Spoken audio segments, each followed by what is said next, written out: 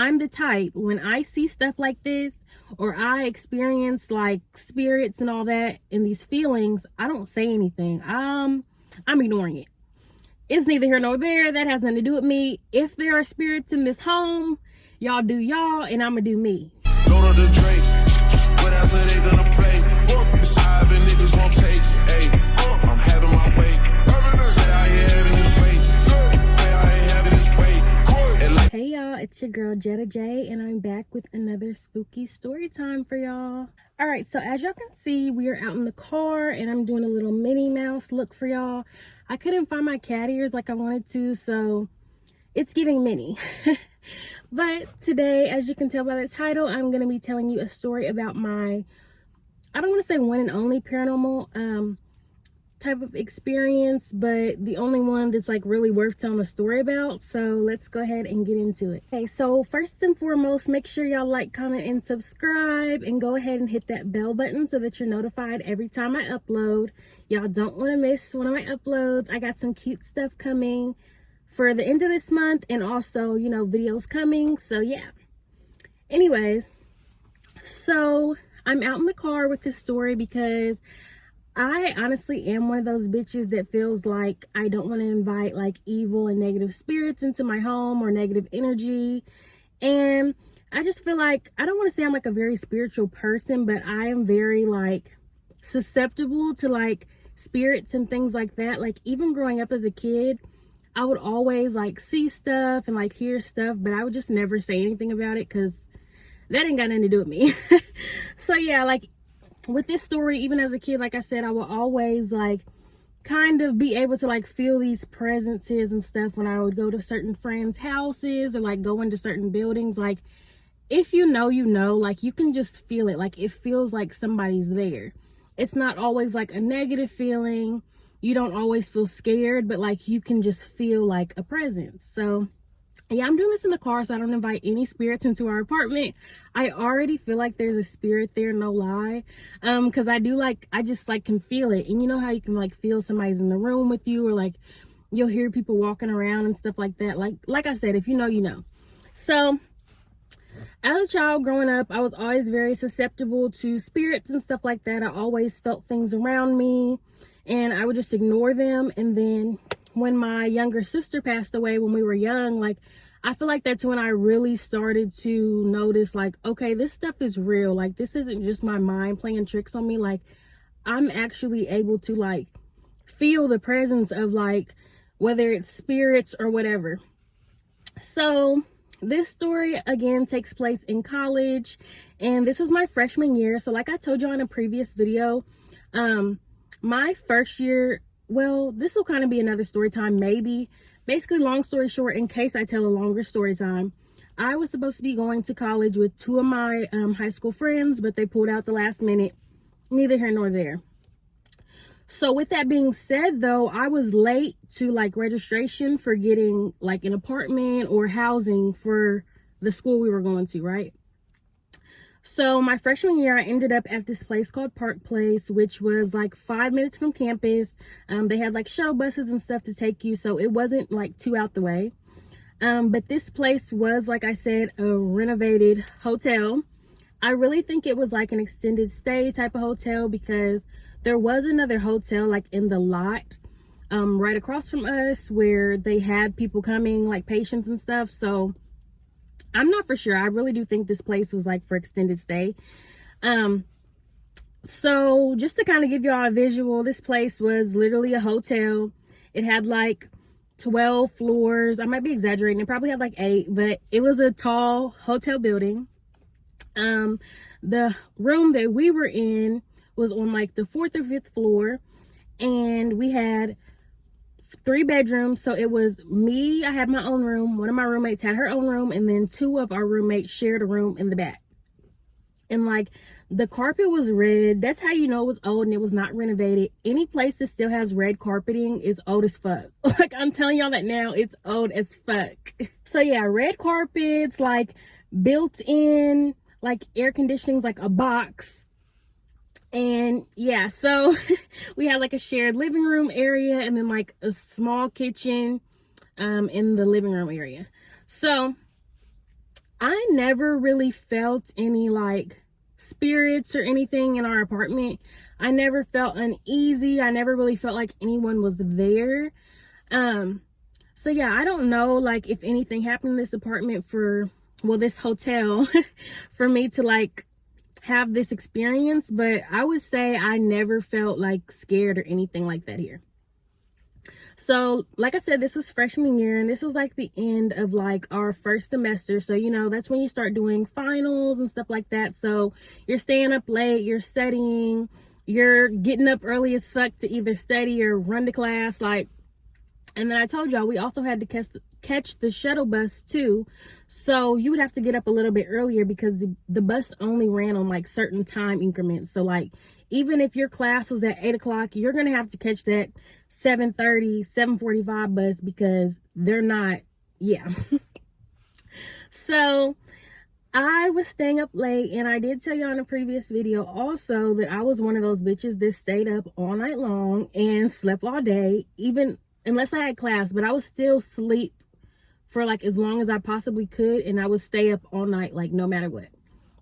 So this was when I was really into like lucid dreaming. So I had seen a lot of stuff where like people were able to control their dreams, and like you can tell you're awake in the dream and start changing stuff and this and that, right?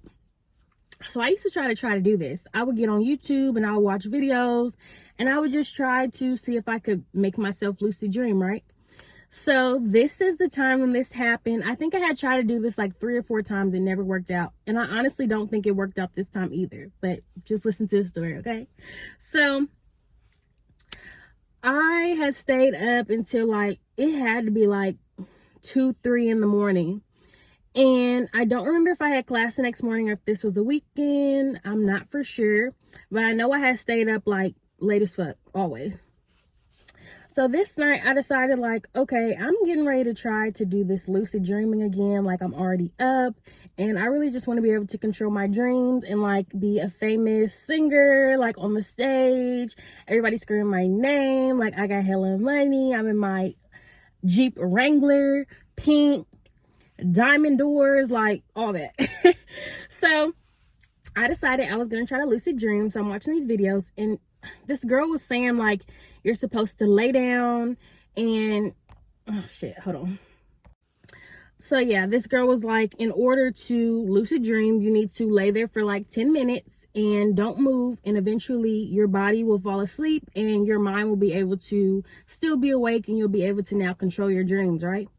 So after laying there for like 10 minutes and the shit didn't do anything and my body was still awake, I was like, okay, this is dumb. I'm just gonna like sit on my phone, watch TV, and eventually I fell asleep without even realizing that I fell asleep, right? So I don't know what time this was I woke up. I don't know how long it was, but it was like dark in my room. So just so you guys can picture my room, so there was like a door, a closet, and then like a little space in between.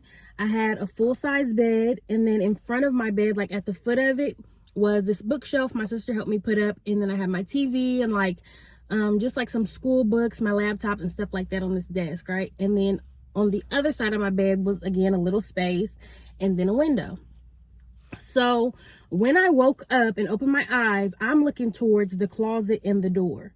Now, I'm not gonna say I'm looking towards as if like I was looking over there, but like my head was turned. So that's how I woke up, and that's what was in my vision. So when I woke up, I felt like I could not move.